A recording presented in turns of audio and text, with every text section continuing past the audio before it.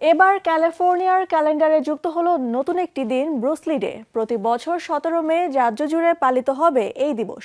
শুধু তাই নয়, ক্যালিফোর্নিয়ার ইতিহাসে প্রথম চীনা আমেরিকান হিসেবে বার্ষিক সরকারি দিবসের সম্মান পেলেন কিংবদন্তি মার্শাল আর্ট তারকা ব্রুসলি।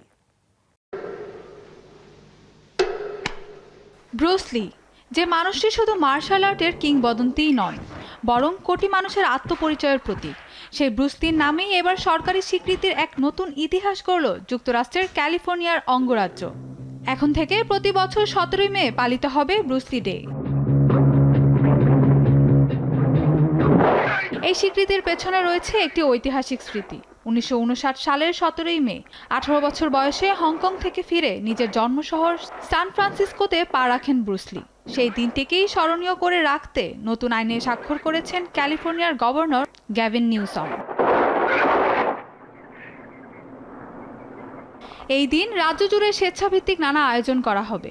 থাকবে সাংস্কৃতিক প্রদর্শনী, জনসম্পৃক্ত অনুষ্ঠান, স্কুলে শিক্ষামূলক কার্যক্রম এবং ব্রুসলির জীবন দর্শন নিয়ে বিভিন্ন উদ্যোগ। লক্ষ্য, নতুন প্রজন্মকে তার উত্তরাধিকার ও মূল্যবোধের সঙ্গে পরিচয় করিয়ে দেওয়া।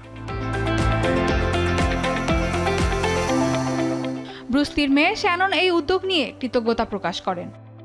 এই স্বীকৃতি শুধু একজন অভিনেতা বা মার্শাল আর্ট তারকার জন্যই নয়, এটি এমন একজন মানুষের প্রতি সম্মান যিনি সংস্কৃতির মধ্যে সেতুবন্ধন তৈরি করেছিলেন, যার দর্শন অসংখ্য তরুণকে আত্মবিশ্বাস জুগিয়েছে আর এশীয়দের পর্দায় মর্যাদাপূর্ণ প্রতিনিধিত্বের পথ খুলে দিয়েছে।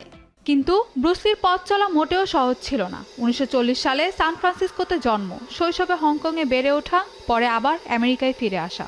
হলিউডে সুযোগ পেলেও তাকে বারবার বর্ণবাদী ধাঁচের চরিত্রে অভিনয়ের প্রস্তাব দেওয়া হতো, এমনকি শ্বেতাঙ্গ অভিনেতাদের তুলনায় কম পারিশ্রমিকও দেওয়া হতো। সেই বৈষম্য মেনে না নিয়ে তিনি ফিরে যান হংকংয়ে, আর সেখান থেকেই the big boss, fist of fury সহ একের পর এক সিনেমা দিয়ে বদলে দেন অ্যাকশন চলচ্চিত্রের ভাষা। আইন প্রণেতা ম্যাট হ্যানের মতে এটি ভালো একটি উদ্যোগ।